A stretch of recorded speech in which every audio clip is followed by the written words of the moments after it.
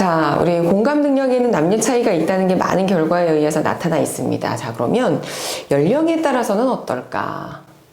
자, 이렇게 얘기하기는 좀 그렇지만 나이가 들면 들수록 공감하는 능력이 조금 떨어지기는 합니다. 이거는 지난번에 제가 뇌과학에 대해서 이야기할 때 말씀을 좀 드렸는데, 공감은 전두엽이라고 하는 곳에서 하게 되어 있죠, 뇌에.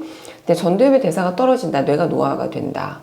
그러면 우리가 공감하는 능력이 떨어질 수밖에 없다고 말씀을 드렸습니다. 미국의 소설가 헨리 애담스라고 하는 분이 뭐라 그랬냐면, 권력은 인간의 공감 능력을 죽이는 종양의 일종이다. 2006년도 미국의 노스웨스트 대학의 애덤 칼린스키 교수는 권력과 공감 능력에 대해서 실험을 하나 합니다. 일단 그룹을 두 그룹으로 나눠서 한쪽 그룹에 대해서는 권력을 본인이 행사했던 경험을 한번 기억을 해보라고 했었고, 자, 한쪽 그룹에 대해서는 명령을 받았던 기억을 한번 떠올려보라고 이야기를 했었습니다. 자, 그런 다음에 뭐라고 얘기를 했냐면, 본인의 이마에다가 다른 사람이 볼 수 있도록 영어 대문자 이자 있죠. 그러니까 다른 사람이 볼 수 있도록 영어 대문자 이자를 이마에다가 한번 써보라고 한 거죠. 우리도 한번 해보시겠어요? 그러니까 이자를 영어 대문자 써보는데 다른 사람이 볼 수 있도록. 자, 그런데 실험 결과 얼마나 재밌게 나왔냐면, 명령을 내가 했었던 경험을 떠올렸던 그룹이 다른 사람들에 비해서 영어 대문자 이자를 쓰지 못할 가능성이 3배나 높았다는 거죠. 자, 그러면 권력을 가진 사람일수록 다른 사람의 입장을 이해하지 못할 가능성이 크다라고 이야기할 수 있는 게 아닐까요? 권력을 가질수록 다른 사람의 관점을 이해하는 능력이 떨어진다라는 게 실험으로 밝혀지게 됩니다. 오만증후군이라는 단어를 들어본 적이 있으실런지 모르겠습니다. 자, 2009년도에 오웬과 조나단 데이비슨이 브레인이라고 학술지에 어떤 논문을 쓰면서 처음으로 사용되었던 단어입니다. 자, 이 오만증후군은 장기간 견제받지 않았던 권력자에게 생기기 쉬운 증후군이라고 하는데요. 이들에게 나타나는 증상이 있다고 하는데요. 타인에 대한 노골적인 경멸, 지극히 낮은 수준의 현실 감각, 그리고 무모한 행동, 현실적으로 공감을 잘 하지 못하거나 상황을 객관적으로 파악하지 못하거나. 이유가 뭐냐면 권력이 생기고 높은 자리에 올라가고 나이가 들어가면 들어갈수록 객관적인 피드백을 받을 만한 기회가 점점 줄어들기 때문이라는 거죠. 회의를 할 때도요, 그냥 생각 한번 해보세요. 높은 분이 뭐라고 해요. 근데 뭐 우리 입장에서는 뭐 얘기할 수 있겠어요? 뭐 잘못된 이야기를 한다 할지라도 우리가 지적을 한다는 게 현실적으로 쉽지는 않죠. 근데 높은 분들이 그래요. 야, 편안하게 얘기해봐. 난 다 들어. 권력을 갖게 되면 공감하는 능력이 떨어진다라고 하는 게 실험으로 이렇게 드러나게 된 거죠. 12년 동안 펩시에서 CEO로 계셨던 인도계 분이 계시잖아요. 인드라 누이. 이분 여성 CEO신데요.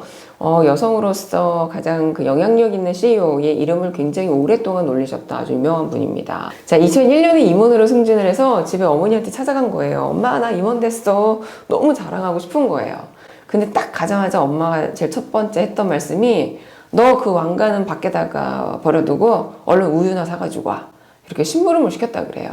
근데 이제 살짝 이제 삐진 거예요. 아니, 내가 지금 그 큰 글로벌 기업의 CEO가 됐는데, 임원이 됐는데, 엄마는 나한테 고작 우유 심부름이나 시키는 거야? 근데 우리도 주변에서 한번 보면은 아들, 딸이 뭐 박사, 교수, 뭐 대단한 자리에 이렇게 있으면, 아이고, 우리 이 박사, 아이고, 우리 김 박사, 뭐 우리 이 교수, 뭐 이렇게 부르는 경우를 종종 봅니다. 근데 저는 사실 이해가 되거든요.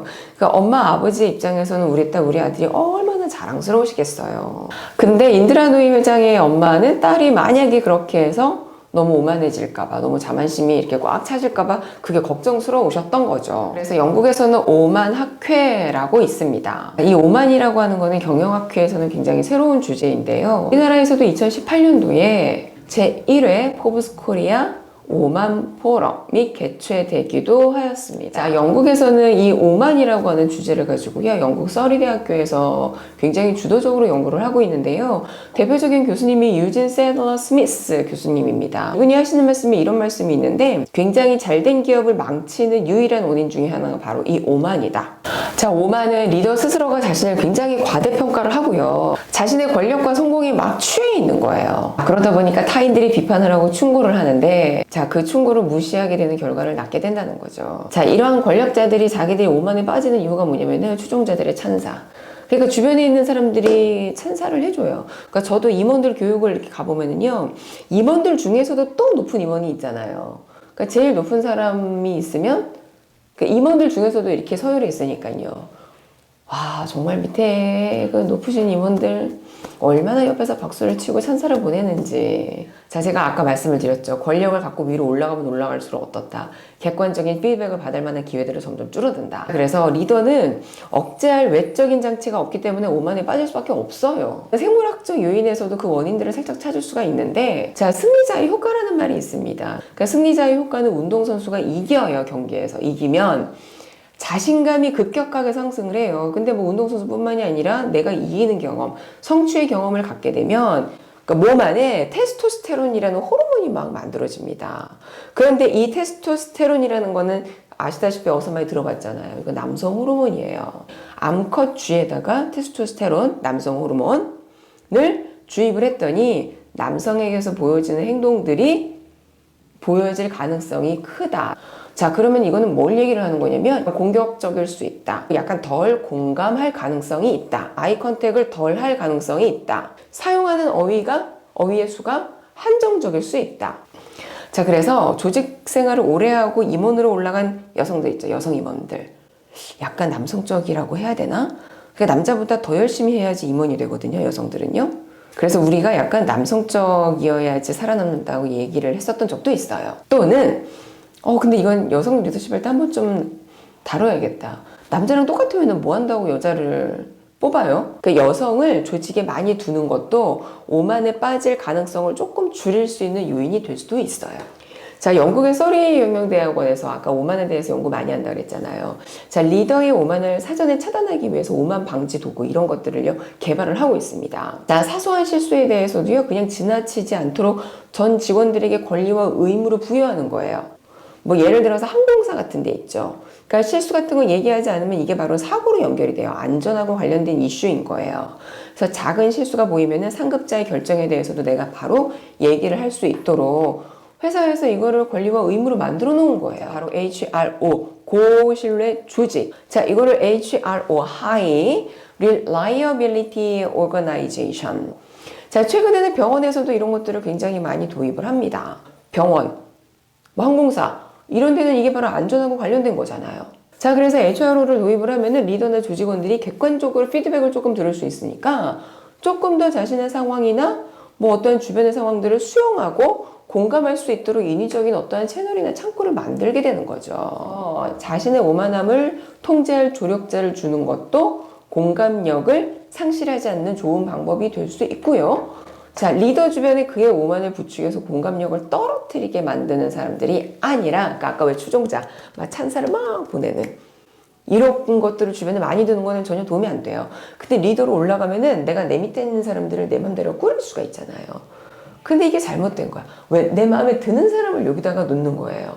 이게 아니라 리더에게 직원을 할 수 있는 사람, 이거를 토홀더라 그래요. 발목을 잡는 사람이라고 해서. 그러니까 토홀더가 토슈즈라고 하죠. 발가락 이렇게 세우는 거. 그러니까 발가락을 잡는 사람이라고 하는데 우리식으로 얘기하면 발목을 잡는다. 왜 이렇게. 그러니까 내가 막 가려고 하는데 발목을 부여잡아. 내가 가는 길을 막는 거예요. 왜? 잘못된 길로 가면 그거 바로 잡아야 되지 않아요? 자, 그래서 인도라누이 회장은 어머니가 토홀더였어요. 또 우리 예전에 처칠도 아내, 자, 클라이멘타인이 토홀더의 역할을 했었다고 합니다. 자, 이런 리더들의 오만의 조짐을 사전에 파악하는 툴도 있는데 리더가 하는 말들 있죠. 그 말들을 분석을 하면 지금은 AI나 컴퓨터가 분석을 해준다고 그러더라고요. 분석을 하면 예전에 영국에 어떤 그 석유 업체가 있었는데 막 승승장구하면서 되게 잘 이렇게 이제 됐었던 회사인가 봐요. 그런데 멕시코만에 석유 유출 사고가 있었어요. 근데 그 사고가 이제 그 사고가 딱 났을 그 당시에 CEO였던 존 브라운의 연설을 딱 분석을 해봤더니 그러니까 단어들 사이에 끈기, 공격성, 성취 이런 단어들이 평균 이상으로 사용이 되었대요. 끈기, 공격성, 성취 이게 나쁜 단어는 아니죠. 근데 너무 목적 중심적인 단어라는 거예요. 그러면 우리는 어떤 단어들을 주로 사용을 했었어야 됐냐면 소통, 인간 또는 관심 이런 게 다 통계에 나오더라고요. 나는 주로 어떠한 말을 많이 쓰던가 내가 너무 성공이나 뭐 이런 것들로만 나의 삶이 꾸려져 있지는 않든가. 자, 그래서 권력이 있는 사람 또는 조금 잘 나가는 사람, 성공하는 사람 모두 오만할 수 있다. 공감 능력이 떨어진다. 자, 이렇게 단정 짓는 거는 아니고 스스로 성찰을 할 수 있으면 될 것 같습니다. 나치 대학살의 생존자인 유대계 작가가 있어요. 엘리 비젤이라고 하는 분이 있는데 이분이 어떤 말을 했냐면 인간이 궁극적으로 지향해야 할 유일한 힘은 자신을 다스리는 힘이다.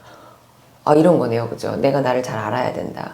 자, 이런 게 바로 이제 성찰이죠. 그러니까 내가 내 스스로를 체크해보고 내가 사람들을 잘 이해하고 있나? 아니면은 내가 나에 대해서 잘 몰라. 그러면 주변에 토홀더, 조력자를 한번 두는 거죠. 자, 공감이라고 하는 거는 지난번에도 말씀을 드렸지만은 뇌가 지시를 하는 겁니다. 그런데 지금 이렇게 보니까 내가 잘 나가는 사람일수록 공감하는 능력이 떨어진대요. 그런데 그걸 나만 몰라, 중요한 건. 그리고 내가 나이가 들면 들수록 전두엽의 대사가 떨어지니까 공감이라고 하는 능력이 떨어질 수밖에 없는 구조래요. 그런데 공감을 하지 않으면 사람들이 나를 점점 멀리 한대요. 사는 게 재미가 없을 예정이에요. 그 부분에 있어서 조력자를 두던 내 스스로 한번 성찰을 해보던, 자, 둘 중에 하나만이라도 한번 실천을 해보면 어떨까요?